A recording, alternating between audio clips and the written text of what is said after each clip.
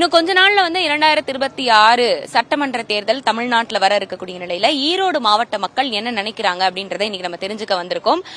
Sir வணக்கம், உங்க பேர் என்ன, நீங்க என்ன வேலை பாக்குறீங்க? என் பேர் பத்மநாபன், இங்க ஈரோடு பஸ் ஸ்டாண்ட்ல ஆட்டோ டிரைவரா இருக்குங்க. இப்போ இன்னும் 2026 சட்டமன்ற தேர்தல் இன்னும் கொஞ்ச நாள்ல வர இருக்கு.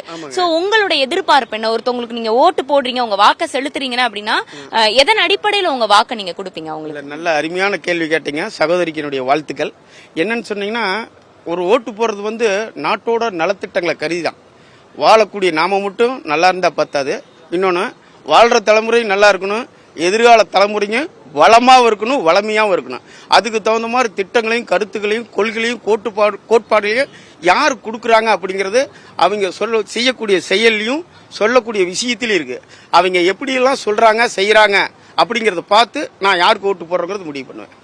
சரி, இப்போ ஈரோடு மாவட்டத்தை பொறுத்த வரைக்கும் இதுவரைக்கும் மக்களுக்கு இந்த விஷயங்கள்லாம் செஞ்சிருக்காங்க. இதை இன்னும் மேம்படுத்தினா இன்னும் நல்லா இருக்கும், எங்களுக்குலாம் நல்ல வாழ்வாதாரம் கிடைக்கும் அப்படின்னா என்னென்ன விஷயங்கள் உங்களுக்கு பர்சனலா தோணுது? இல்ல, பர்சனலா நிறைய விஷயம் இருக்குங்க. பட் பொதுப்படியா ஈரோடு மாவட்டத்துக்குரிய எப்படின்னா, இங்க நிறைய அரும்பெரும் தலைவர்களா இருந்திருக்கிறாங்க. ஏகப்பட்ட விஷயத்த சொல்லலாம். ஆனா ஈரோடு மக்களுக்கு இந்த வசதி வாய்ப்புகள் பத்தாது, இன்னும் நிறைய வேணும். மேம்பாலம் போட்டிருக்காங்க, அது ஒரு சிறிய மேம்பாலமா தான் இருக்குது. அதை கனெக்ட் பண்ற மாதிரி நிறைய மேம்பாலங்கள் வரணும். இன்னும் திட்டங்கள் நிறைய இருக்குது. புதுசா பஸ் ஸ்டாண்ட் கட்டியிருக்காங்க, இங்க ஒன்னு புதுசா போட போறாங்க. அதை தாண்டி நிறைய உருவாக்கங்கள் நிறைய வேணும். கட்டுமான பணிகள் ரொம்ப மெத்தனமா நடக்குது. அதெல்லாம் இனி ஆளக்கூடிய ஆட்சியாளர்களும் சரி, மற்றவங்க பாக்குறவங்களும் சரி, இதை கொஞ்சம் விரைவா எடுத்து பணியை முடிக்கணுங்கிறது என்னோட ஆசை. இப்ப எலெக்ஷன் ஸ்டார்ட் ஆறதுக்கு முன்னாடியே சில கட்சிகள்லாம் பாத்தீங்கன்னா காசு கொடுக்க ஆரம்பிக்கிறாங்க. அது தவறு அப்படின்னா கூட சில கட்சிகள் நேரடியாவோ சில கட்சிகள் மறைமுகமாவோ காசு கொடுக்கறாங்க. இந்த காசு கொடுத்து அதை நீங்க வாங்குறத நீங்க ஆதரிக்கிறீங்களா? இல்ல இந்த காசை ஏன் கொடுக்கறாங்க, இந்த என் ஓட்டு நான் எதுக்கு விற்பனைக்கு கொடுக்கணும் அப்படின்ற மாதிரி நீங்க நினைக்கிறீங்களா? இல்ல, நீங்க கேட்ட கேள்வி மிகவும் அற்புதமான கேள்வி. நான் என்ன சொல்றேன்னா, ஓட்டுக்கு ஒருத்தர் பணம் கொடுக்கத்தான் செய்வாங்க, வாங்குறோட மனநிலை பொறுத்தான். ஆனா மக்கள் இப்ப என்ன நினைக்கிறாங்கன்னா, அது என்னுடைய பணம் அப்படிங்கிறாங்க, அது என்னுடைய பணம் அப்படிங்கிறாங்க. ஆனா அந்த பணம் லஞ்சமா தான் கொடுக்கப்படுது, புரியுதுங்களா? அந்த பணத்தை எப்படி கொடுத்தாலும் அந்த பணத்தை எங்கிருந்து கொடுக்குறாங்க? அவங்களுக்கு சும்மா வருமா? அப்படி எடுக்கிற பணம் எங்கிருந்து எடுக்கிறாங்க? அதை எப்படி திருப்பி போடுவாங்க? மக்களுக்கு அது எப்படி போய் சேரும்?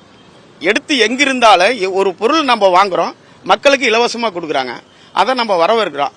ஆனா இலவசம் மக்களுக்கு. ஆனா நீங்க வாங்கின பக்கம் அந்த முதலாளிக்கு பணம் கொடுத்தானே ஆகணும். அந்த பணத்தை எதிலிருந்து எடுப்பாங்க? அது யார் தலைக்கு போகும்? இலவசங்கள் வேணும் தான். எதுக்கு வேணுங்கிறது ஒரு வரைமுறை இருக்கு. ஒரு கல்விக்கு இருக்கலாம், ஒரு மருத்துவத்துக்கு இருக்கலாம். நீங்களும் நானும் பேசிட்டு இருக்கோம், சாப்பிட்டா தான் பேச முடியும். அந்த விவசாயத்துக்கு இருக்கலாம். அதுதான் என்னுடைய கருத்து. இப்போ அடுத்த வரக்கூடிய அரசாங்கத்துக்கு நான் ஒரு கோரிக்கை வைக்கிறேன், பர்சனலா என் சைட்ல இருந்து நான் ஒரு கோரிக்கை வைக்கிறேன் அப்படின்னா நீங்க என்ன வைப்பீங்க? இல்ல, நிறைய கோரிக்கைகள் சொல்லலாம்னு ஆசையா இருக்குது. இருந்தாலும் ஒரு ஆணித்தரமா சொல்லணும்னா, போன தேர்தலில் ஒரு துணை முதல்வர் நீட் தேர்வு ரத்து பண்றேன்னு சொல்லியிருந்தார். அதோட ரகசியம் எங்களுக்கு மட்டுமே தெரியினாரு.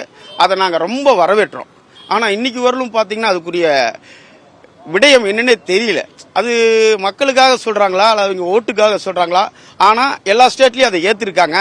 இதை படிக்கக்கூடிய மாணவ பருவத்தில் விஷத்தை வைக்கிற மாதிரி ஆசையை காட்டி மோசம் பண்றாங்க.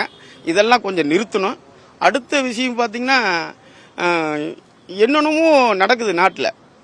மதுவாகட்டும், சட்ட ஒழுங்காகட்டும், இதெல்லாம் நாம நினைக்கிற இடத்துல இல்லை. இது எப்படி சொல்றது, நான் என்னோட தனிப்பட்ட கருத்தை சொல்ல வேண்டாம். ஃபேஸ்புக்கு, ட்விட்டரு, பத்திரிக்கை இதுலாம் பார்த்தா தினமும் நாம சொல்லவே வேண்டியதில்லை, பேப்பரை பார்க்கறதுக்கே கஷ்டமா இருக்கு. அந்த மாதிரி விஷயங்கள்லாம் நிறைய நடக்குது.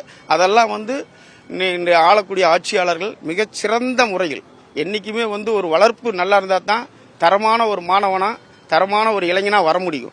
அந்த மாதிரி ஒரு ஆட்சி நல்லா இருந்தா தான் அது மக்கள் மகேசன் எவலியோ மக்கள் அவலி. அந்த மாதிரி ஒரு சூழ்நிலையில கடுமையான சட்டங்களை, குற்றங்களுக்கு, மெயினா பாலியல் குற்றங்களுக்கு கடுமையான சட்டத்தை கொடுத்து இதை குறைக்கணுங்கிறது என்னோட ஆசை.